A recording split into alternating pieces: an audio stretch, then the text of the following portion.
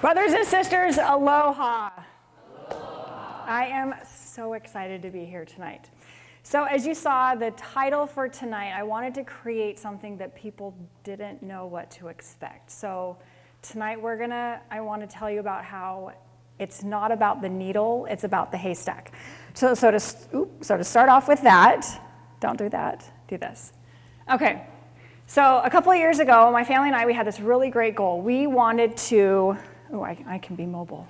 We wanted to climb Mount Whitney. So Mount Whitney is the tallest mountain in the continental United States.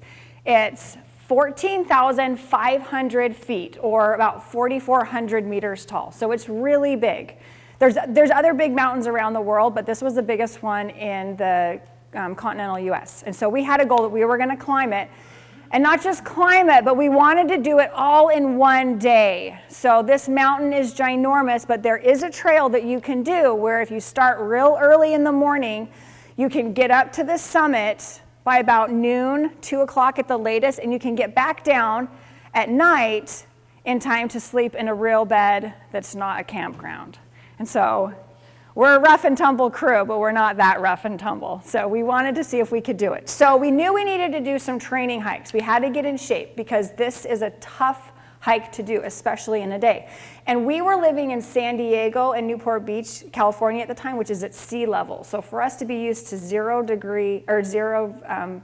feet in latitude, it's terrible, or in altitude, and then to have to go up to 14,000 feet, it can do some damage to your body. So we knew we had a lot of training hikes. So we did a bunch of hikes. We did this one called Holy Jim. We took some awkward pictures. We took more awkward pictures. More awkward pictures. Figured out we don't know how to work tripods very well. And then the day of our hike came, and we woke up really early, like 3 or 4 o'clock in the morning, and we got all the way up to the top. It was a beautiful scene at the top. It was amazing. So this is us at the top of Mount Whitney, and we did all these wonderful things, but I'm really goal-oriented, and my whole focus was getting to the top. I just wanted to get to the top of the mountain and not die. That was it. So instead of really seeing the sights and enjoying the hike and the beauty of Mount Whitney, this is what I saw. I was so focused on exactly what was ahead of me that I was really only staring at people's boots, because left foot, right foot, left foot, right foot, I'm gonna get to the top, I'm not gonna be the weakest link, I'm gonna be okay, and it's gonna be amazing, and I'm gonna do the thing, and I'm gonna check it off my list.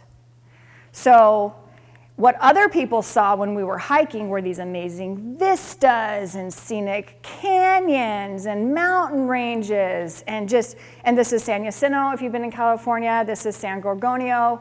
I again saw boots. This is what I remember from these 3 hikes. Did I get the experience? Yes. Did I enjoy it? No. Do I remember it fondly? Not really, because those are not great boots.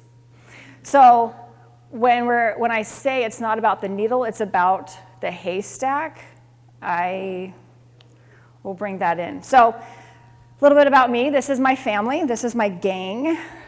I have 5 or 3 kids, depending on the weekend. I have 2 stepdaughters and 3 kids. My older stepdaughters are in college, and my younger 3 are here in Laie with us. We also have a pig and a dog. If you've seen the pig around town, that's mine, or heard him, he's quite loud. We love traveling. We have been everywhere. We love it. We love Hawaii. It's good to be back. I was here as a student, so it's fun to be back as a professor now and kind of be on the other side of the grade book. I don't enjoy giving tests. I didn't enjoy taking them. I don't enjoy giving them. So just an analogy, to explain the analogy, if you're not familiar with farming or what haystacks are, I just want to level the playing field. This is a haystack. So back in the day, farmers would clear their fields and they would gather all the hay together in these ginormous piles. They would call them haystacks, and they're huge. And when we compare a haystack to a needle is tiny. It's really, really small. Like imagine a little sewing needle. It's like a pin. And so when we say we're looking for a needle in a haystack, it's not this. It's not, oh, there's my needle in my haystack. It's right there. It's more like, all right, this is going to be hard. We need to start looking for the needle in the haystack. It's something that's really a challenge or might be impossible or really, really far-fetched, that needle in the haystack. So when you're looking for a needle in a haystack, it ends up looking more like this, where you might miss it because it's so hard to find, and even if you're in the right area. So in each of these pictures, there is a needle. And there's actually a performance artist, and he decided that he was going to put a big, huge haystack in a room and for 2 or 3 days try to literally find the needle in the haystack. That can be art, people. I'm in the wrong field. So anyway, so let me ask you a question. I want you to think real quickly. What is your needle? So all of us have these needles, these things that we're looking for, these goals that we have. The statements like, I'll be happy when.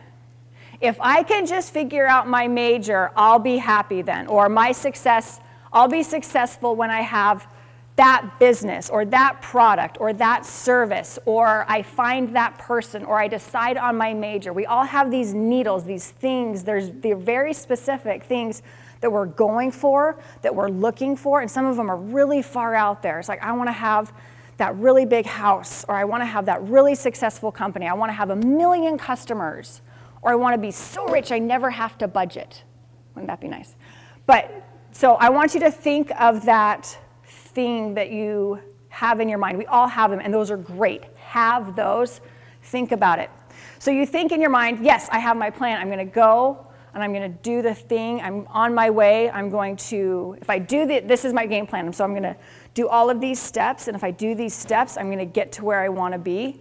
And that's really not how it ends up being. As we know, your plan and your reality end up being very, very different. So you can either be staring at boots the whole time, or you can enjoying the views and enjoying the boat rides and the zip line tours along the way and the bridge that looks like Venice and things like that. So with the needle in the haystack, the needle is what we're going for, and the haystack is really the environment that we're in while we're looking for that needle. It's the environment that we create or that is created around us.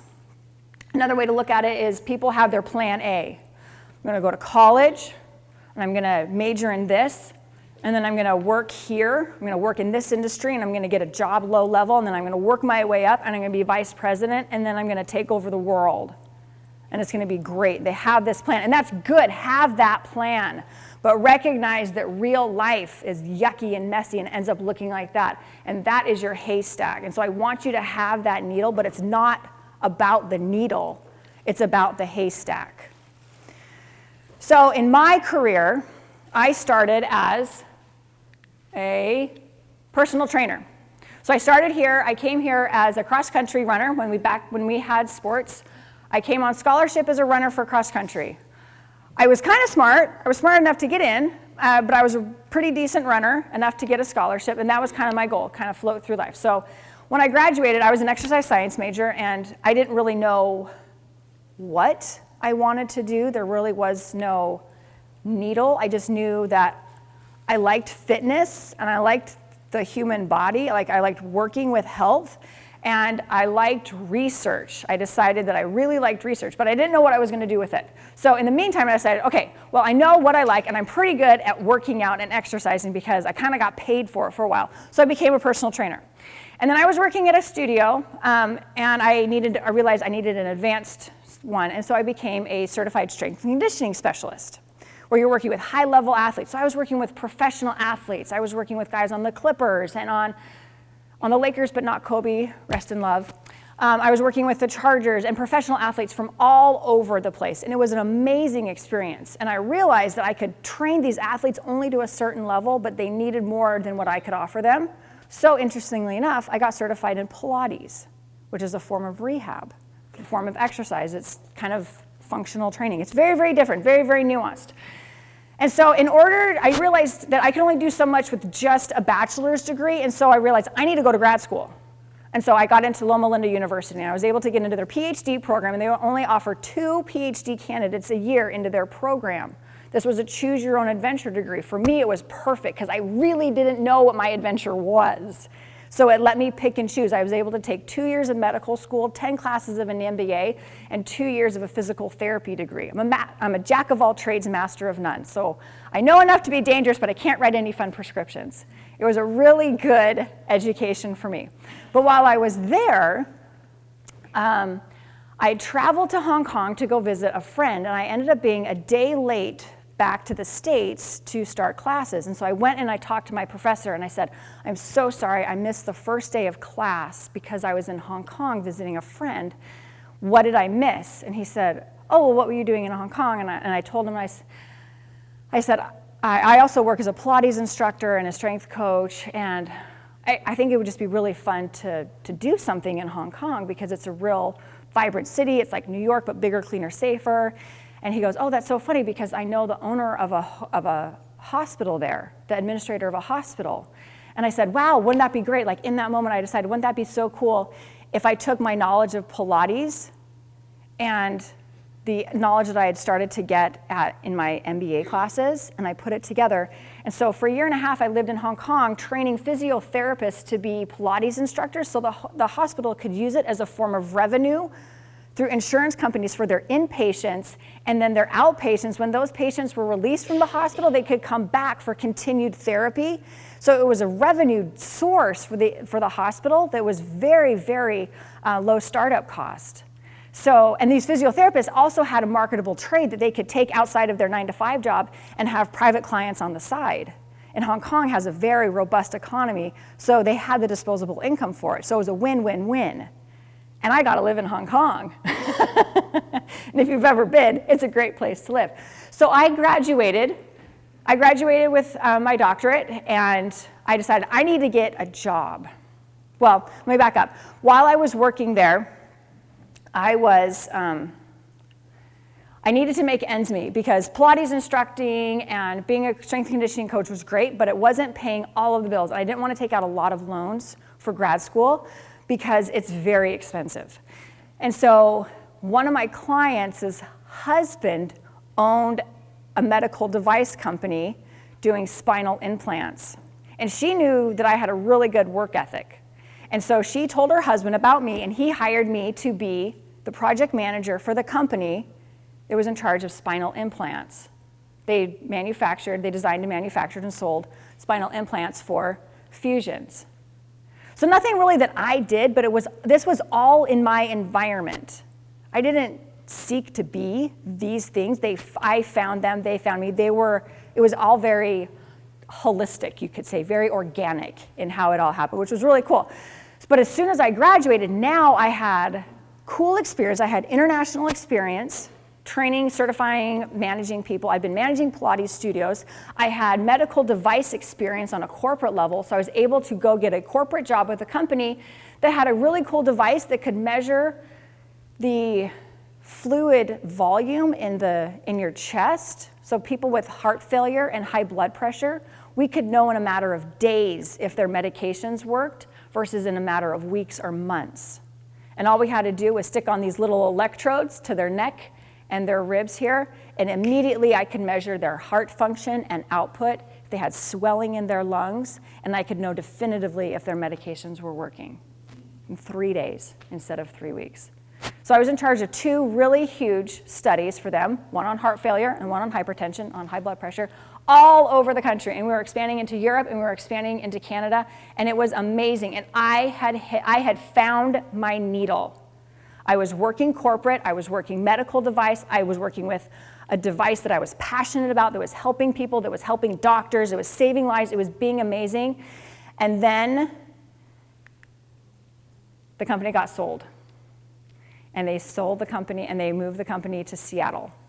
And I already lived in Seattle and paid my debt to society, and I did not want to move back there because it is cold and rainy, and I was over it, and my family was in Southern California, and those two are very different climates, and I really liked where I lived. So I had to regroup. So I threw my information on LinkedIn.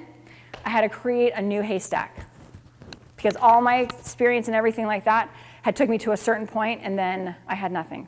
So I started all over. So I put myself on LinkedIn, and a company called North American Spine, their COO said, hey, we have this really small study that we're running, and we have this really cool procedure, and we have this steerable, it's called a steerable catheter, and they can insert it into the base of your spine, and they can go up into your spine, and they can laser out bulges, spinal herniations. So instead of having to cut open the skin and pry away muscle tissue from the bone, they can do it inside the spinal canal, running parallel to the spinal cord with a single incision at the base of your spine that's covered over with a Band-Aid. Pretty cool. So I had this really cool, exciting opportunity to work with the North American Spine. So for this 10-hour-a-week study, this totally part-time, not going to be a big deal, I ended up doing a really good job because I was very passionate about this technology. And so I blew it up into a huge, well, I also needed the money because 10 hours a week does not pay for much. So I needed more, and so I created another study with another technology that they had, and we expanded it, and we expanded it, and we expanded it. And we ended up making so much money for the company that they expanded the company into migraine therapies. And so with this company, this technology, they could send a pulse of electricity up these leads here into the skin and the base of the scalp and in the front of the forehead, and they could control migraines instantly. It's called implantable neurostimulation or neuromodulation. And so we could take people, especially, it was mostly women, who had chronic intractable migraines, so people that were almost agoraphobic because everything triggered their migraines. And we could have them do a 4-day trial of this technology, and they would know definitively if it would work or not, and if it worked, they got their life back. And it worked 80% of the time, which is an amazing success rate because in medicine, it's pretty much a shot in the dark. So I was super passionate, and this was amazing, and we found out that it really did work. So we designed a huge study around it, and we found out that it did decrease their migraine pain. And it didn't really help with their mild migraines, but it helped with their major, severe migraines. So instead of having 19 major migraines a month, they had 4. And if you've ever dealt with someone, ever been around someone who has chronic migraines, 4 is a world of difference.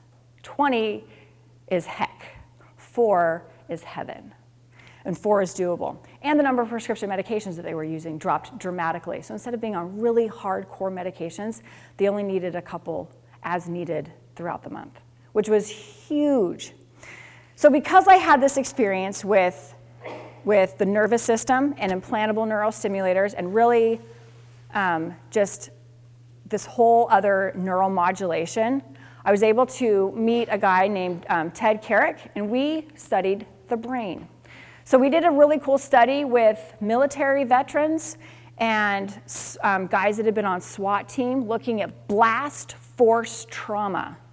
Not blunt force trauma, but blast force trauma. We found that when a head is hit with an energy wave from an explosion, that the brain is altered in a way that's different than if it's hit by a bat or a car or a wall. So this energy wave is way more damaging, and we found that a normal, healthy brain has all these wonderful connections, but an injured brain looks like a spider web. And that's why they have anxiety and depression and insomnia and PTSD and reoccurring nightmares and drug addiction and failed marriages and failed relationships and. Because their brain is broken. But we were able to find this with this really cool study. Again, this is all in my haystack. I wasn't seeking these. These were in the environment that I was in career-wise. It was really cool. And we also found there was this really cool thing, and we found that we could spin someone in 3 dimensions, so it kind of like looks like astronaut training. No one throws up, I promise. And it can kind of reset the brain temporarily, and you can do therapies, and it'll help the brain reconnect properly. So we were doing this really cool research with that. It was fascinating. So within that same haystack, I was able to start doing 2 different types of neuromodulation for spine pain, lower back pain. If you haven't had lower back pain yet, buckle up. If you have, You know what it's like, and it's terrible, and it takes forever to go away, and it's the number one reason that people go to the doctor is lower back pain. So we had these two different technologies for lower back pain. One was spinal cord stimulation, which is fantastic, and you can put these little leads, these little electrical leads up in the spinal cord, up in the spinal canal, and it basically turns off the nerves right there, and so anything below that is just gonna be kind of numb, which is great because it just turns off your low back pain right there. But then there's also this side effect where sometimes the leads, because they're in the spinal canal, they'll migrate. So they may move up or down, or they may not be quite as effective, they may rotate. So you can get numbness and tingling down an entire leg, or down a front of a leg, or a back of a leg, instead of just staying right in the back where you want it to happen. So lead migration is a big problem. So they came up with this new technology called dorsal root ganglion stimulation.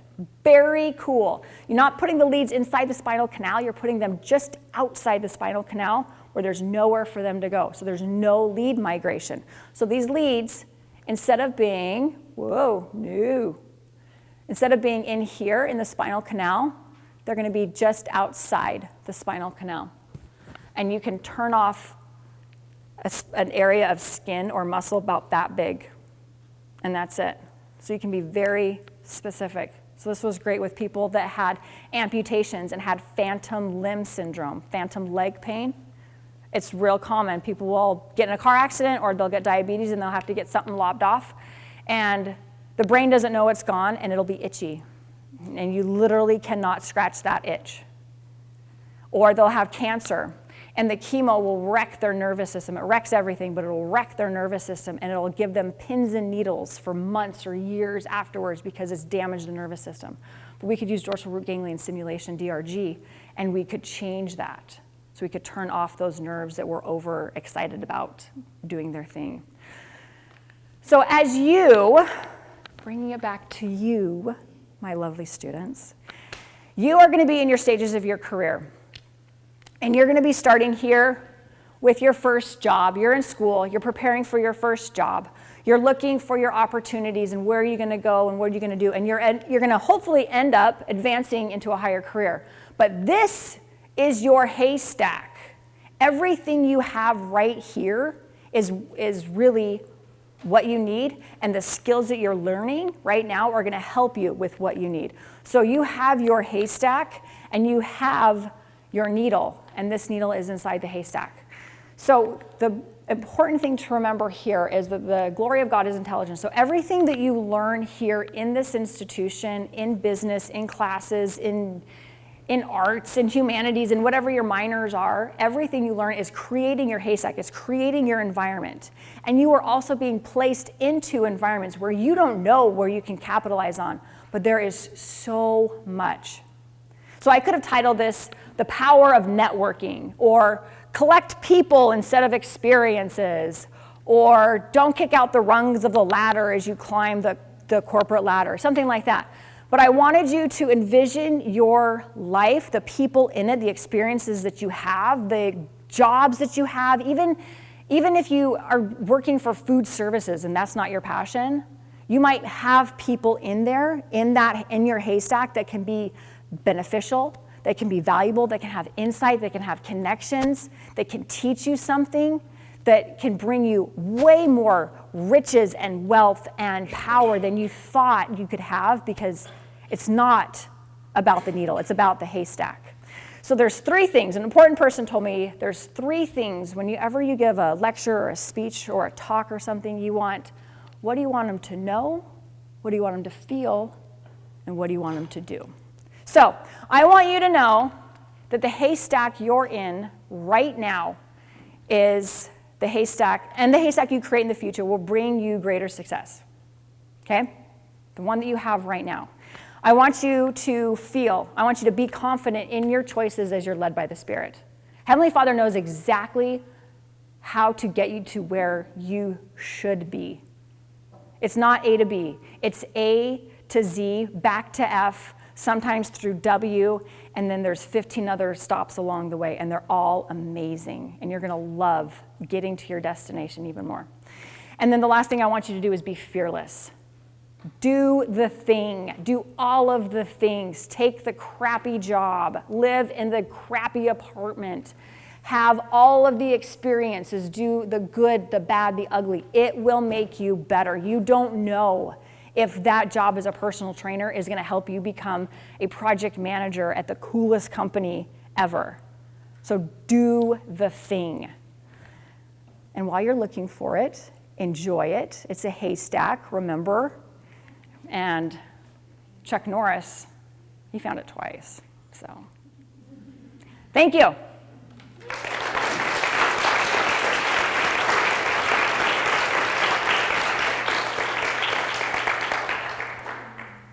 Questions? Right? Is that it? Okay, questions. Yes, she said I'm supposed to open up for questions. So, questions. Yes, Anne in the back.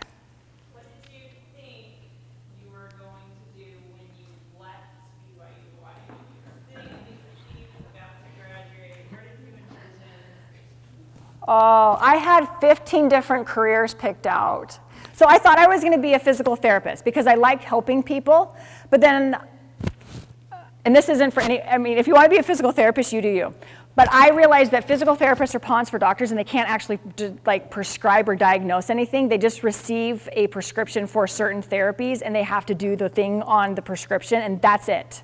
And insurance really dictates what a lot of physical therapists can do. A lot of people find so much joy and passion in physical therapy, so if that is your calling, do it. For me, it ended up not being that. So when I realized that being a physical therapist was not where I wanted to take my life, I had no idea. I was completely lost. I thought, well, that was a fun 4 years. I got a tan and a degree, and that's about it. So that's when I had to regroup. So I knew I wanted to be a personal trainer, and then I liked that, and then I did other stuff, and I liked being in charge. So I was a Pilates manager, and then, and so it just kind of all catapulted. But I had to kind of reinvent. So, because shoes don't pay for themselves. You know what I'm talking about? What else? Yes? You talk about enjoying the journey. Yes. Not being in too big of a rush to climb the ladder, whatever, kind of enjoying the view and taking it all in. But at the same time, you've given up opportunities and moved on and you have climbed. So what do you think is the balance between being content but also progressing? So another wise person said, learn on someone else's dime. So if you're in a position or with a company or having an experience and you feel like you have capitalized on that as much as you can, that you've grown as much as you think you can in that position or that environment, be ready to jump. Because there are some times where you're going to be with a company or a position or having an experience or a job or a career or something like that, and you realize this is as high as it's going to take me. This is it. And honestly, that's why I got a PhD, because I wanted to go to school but never have to go back again. I didn't want to get a master's because I knew that there's always something better. So I got a doctorate because I hated organic chemistry, and so I didn't want to be an MD doctor. I loved research, and so I wanted to be a PhD doctor. So I knew that a master's was going to cap me at what I wanted to do, but a doctorate let me do what I want. And then with the companies that I was with, I kept them in my haystack. I kept them in my environment. So I was still, a couple of the companies went bankrupt earlier last year in 2019. And so obviously I had to pivot from them, do kind of a strategic change business-wise. But you'll know. If you pray about it, you'll know. And it's sometimes hard because you get really comfortable in certain places and you like where you are, and paychecks are nice when they're continuous. Yeah? You took a lot of risks.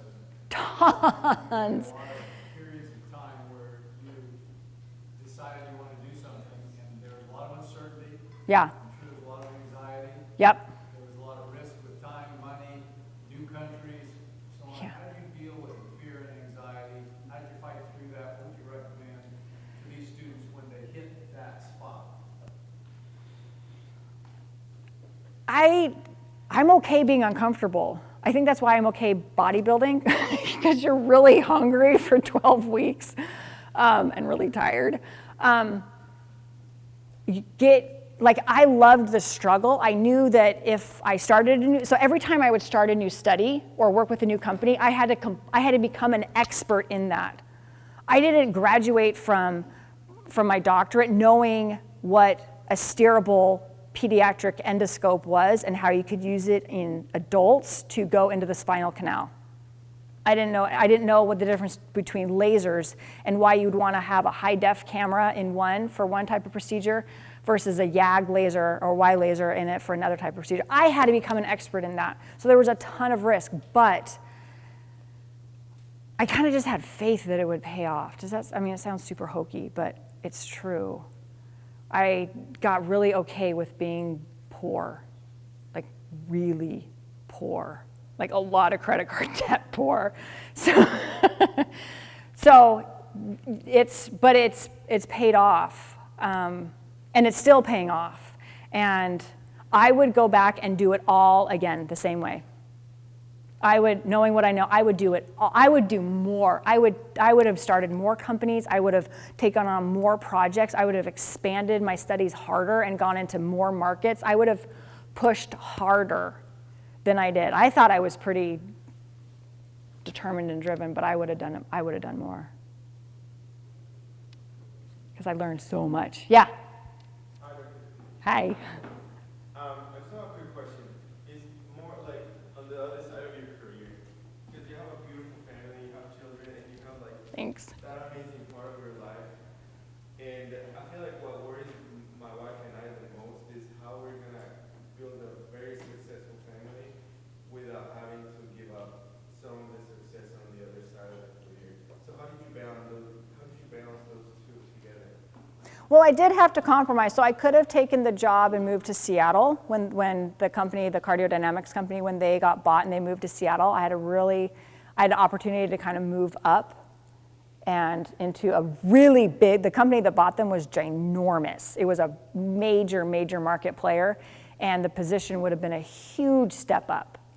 But my family was in San Diego. My husband was in San Diego. His girls were in San Diego. I didn't want to move them. It wasn't my place to do that. So I had to take a sacrifice. There's certain things like struggling, like just being poor for a while is good. It's okay to be uncomfortable. Kids seeing you struggle. When we moved here, we lost 2/3 of our income, and we went from being pretty comfortable on the mainland to pretty not comfortable here, and we would do it again. And it's worth it, and our kids kind of see us being a little bit uncomfortable and not being able to buy all the things and go on the vacations and have the pool in the backyard and all these wonderful things, and they see us being really frugal here and really simple and basic and honest and genuine with how we give our time and our money and things like that. And I think we're teaching our kids more now by showing them how we budget. And this is how much money we make, and it's not a lot, and here's what we want to do with it, and here's how we're setting our goals. I think my kids are learning more from that now than if I was like, oh, congratulations, you're 16, here's a car.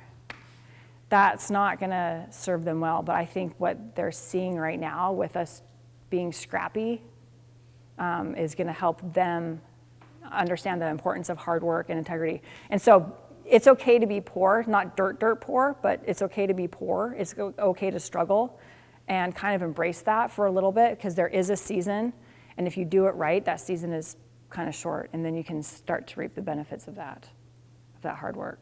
But there is some sacrifice, yeah. You mentioned about bodybuilding, and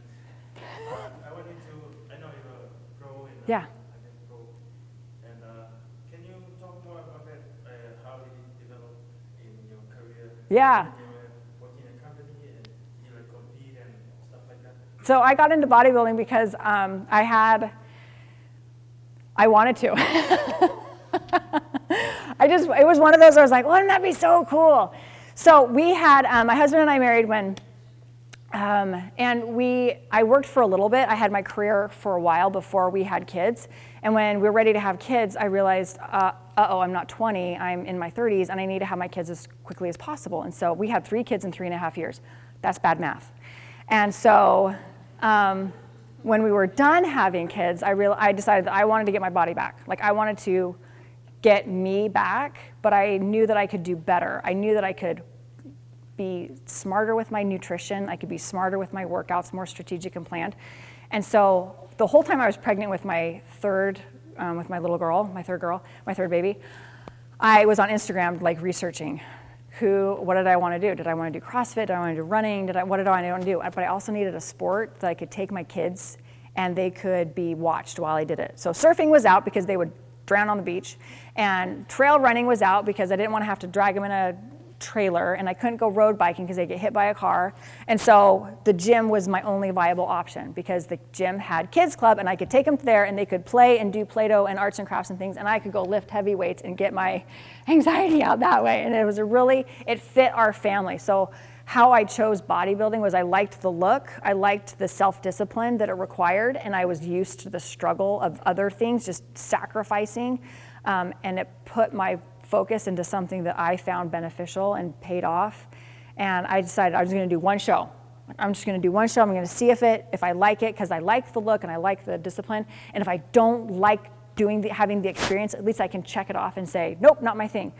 And so I did one show and I loved it because I won, but I loved it.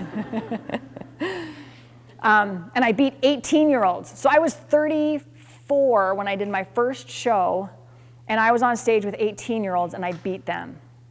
And I was like, dang, this is really cool. And I heard them complaining about how busy they were with school and their fur babies and other things. And I was like, I've got 3 kids at home. What are you complaining about?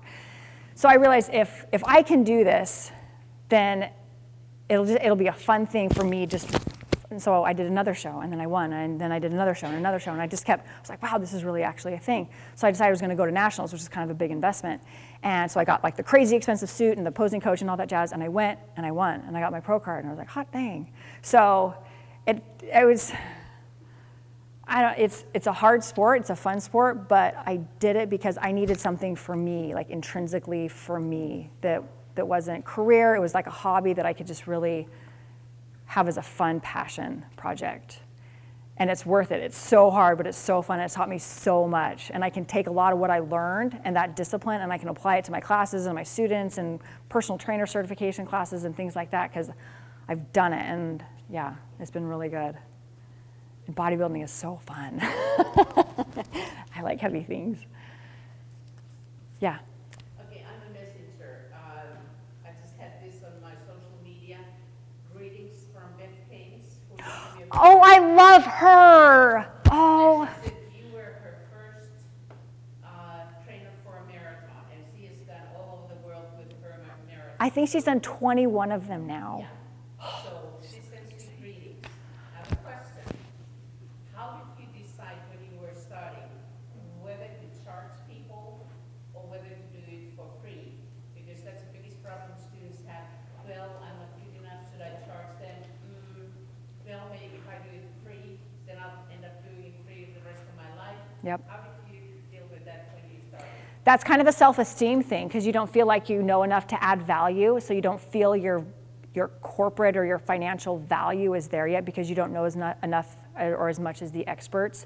So luckily when I started personal training, it was actually a job on campus. So when I wasn't on scholarship for cross country, I was eligible to have a job on campus because they don't want you to double dip. And so I could train, my job was to train the faculty and staff in the weight room as a personal trainer.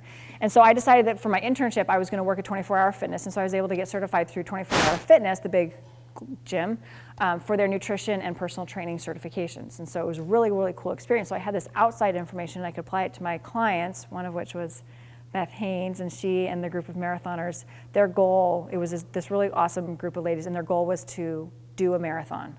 Walk, jog a marathon. There was about 8 of them. And so we spent months getting ready for this marathon, and we did it. We flew out to San Francisco, and we did one just on the other side of the Golden Gate Bridge. And it took them about 6 hours because it was a trail marathon, but they did it. They walked, jogged a marathon, and they've done one. There's about 3 or 4 of them, and they do one every single year, and they've done 21 all over the world, Mongolia and Alaska and Europe and everything. They're amazing. So coming back to your question, how to know when to charge. So from a business perspective, you have to see what other people are charging, what's your competition charging, what kind of experience are they bringing to the table, what nuanced information can you bring to the table, and is that enough to, you want to make sure that you're charging enough to make them have to sacrifice a little bit, because then it adds value to what you're bringing. So if I give away everything, then it's not adding value because you're not sacrificing enough, that perceived value isn't there.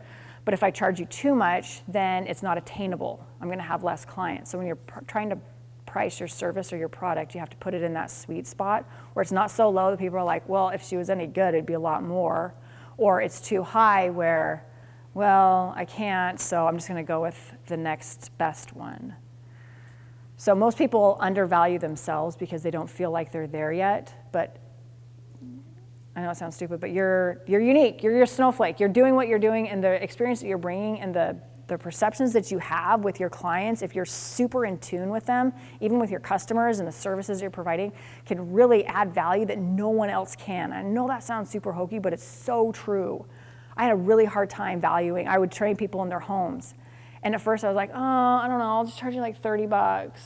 But if you're training someone in their home, it takes you time to drive there, to set up, train them, and then you have to drive somewhere else. So I would charge them $30 an hour, which I thought was pretty good, but that would take me 2 hours to train them. So I was making $15 an hour. I could be flipping burgers for better money. So I realized, okay, I need to charge a little bit more. So I was like, all right, I'll do 45. This is not enough. Okay, I'll do 60. I finished charging $125 an hour, and I had a wait list. So be bold. What are they going to say? No? Then you knock it down a little bit. Yeah. So, maybe this is in bodybuilding or just in the corporate side of your career. Do you ever feel like male-dominated sports, Yeah. different being a woman? Or Yeah. do you see that? Oh, 100%. I'm always the only woman. I'm the only woman in the room. I'm the only woman in the room. And I don't have a problem with that. I fully embrace my femininity and my womanhood, and I don't try to be a man, and I don't try to overplay the woman card and be weepy or it's my monthlies or anything like that. I am completely fine being the only woman in a room, and because I'm confident in what I'm bringing. I'm confident in my knowledge. I don't care what gender you are. I care about what you know. What are you bringing to me, and what am I bringing to you? So I am attracted to knowledge. So when I walk in a room and I know it's super high-powered execs, I bring my A game, not because I'm the only woman in the room, but because they can add value to me and I can add value to them. So yeah, there is a lot of stereotyping. You're looked down on. If you dress overly feminine, you're perceived a certain way. If you wear too much makeup or bright lipstick or high heels or flattering clothes, all of the things, you're perceived a certain way, and that's fine. They can be stuck in that, but I know what I bring to the table, and as soon as I start my presentations and my speech and my spiel and my sales pitch, that kind of disappears. If you're real confident in what you know and what you have, they're going to take away those layers. They're probably going to be freaked out a little bit, because I've worked with some real stick in the muds, but now people are kind of evolving into better humans, and a lot of things are male dominated, and that is fine. I have no problem with that. So I like it. Yeah. So you speak of the importance of sacrifice. Yes. What is your advice, I guess, students who see opportunities that don't necessarily lead them towards education, but are also educating themselves? I don't know, I feel like sacrifice. Yeah, no, there's a cost-benefit analysis you have to do in your mind. So is the benefit of leaving education and the potential to learn things and to grow your network within that education, how does that play compared to the opportunity that you have to join this startup or to be a part of this team or to start this project? So that's a cost-benefit analysis that you have to do. And honestly, education is key. Education is key, because if you don't have a bachelor's degree, you really can't do anything. It is what you know, it is who you know, not what you know. But if you can't check that box on the application for any job, HR doesn't even move your resume forward.